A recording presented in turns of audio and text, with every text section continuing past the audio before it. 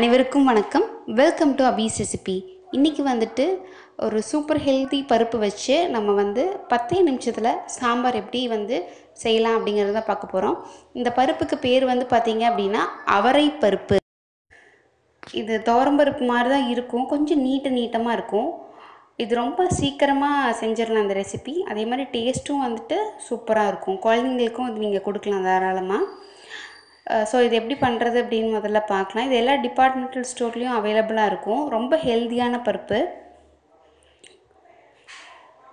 இதுக்கு 2 தக்காளி, நான் 4 பேர்த்துக்கு ஒரு 150 கிராம்ஸ் பருப்பு எடுத்திருக்கேன். அதுக்கப்புறம் 2 தக்காளி, அதுக்கப்புறம் 3 கத்திரிக்காய், 1/4 கப் வெங்காயம்.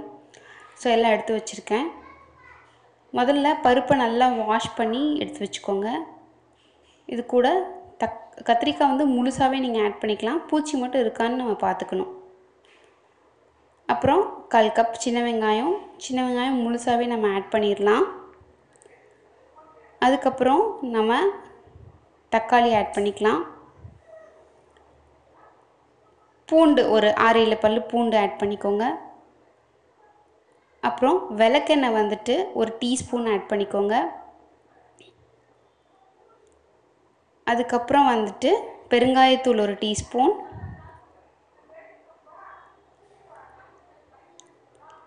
அதுக்கப்புறம் மஞ்சள் தூள் ஒரு டீஸ்பூன்,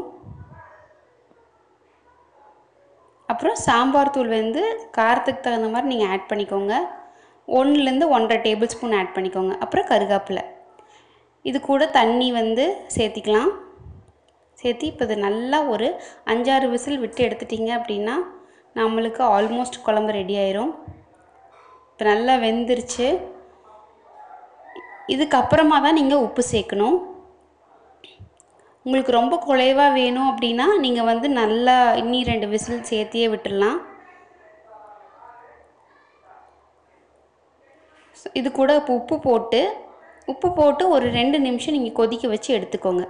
ஸோ இப்போ உப்பு போட்டாச்சு, கொதிக்க வச்சு எடுத்தாச்சு. இப்போ இதில் கடுகு, சீரகம், சின்ன வெங்காயம், கருவேப்பிலை போட்டு தாளிச்சிருக்கேன் எண்ணெயில். அவ்வளோதான், நம்மளோட சாம்பார் சூப்பராக 10 மினிட்ஸ்லேயே இதை செஞ்சிடலாம். அவசரமாக நீங்கள் வேலைக்கு போகணும் அப்படின்னா இதை நீங்கள் ஒரு நாள் செஞ்சுக்கலாம். செஞ்சு பார்த்துட்டு உங்கள் கமெண்ட்ஸ் எனக்கு சொல்லுங்கள். பிடிச்சிருந்துச்சுன்னா லைக் கொடுங்க. நம்ம சேனலுக்கு சப்ஸ்கிரைப் பண்ணுங்கள். தேங்க்யூ. தேங்க்ஸ் ஃபார் வாட்சிங்.